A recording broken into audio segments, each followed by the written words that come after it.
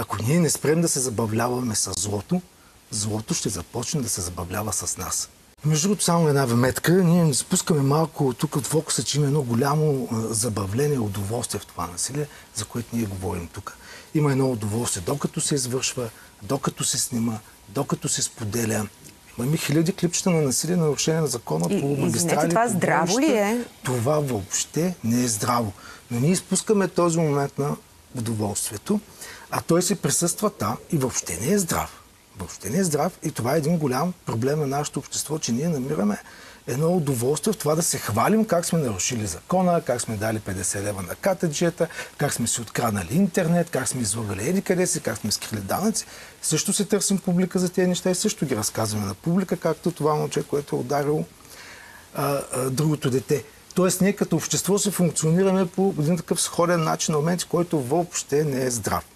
И затова искам тук да кажа, да перефразирам малко Ницше, ако ние не спрем да се забавляваме с злото, злото ще започне да се забавлява с нас.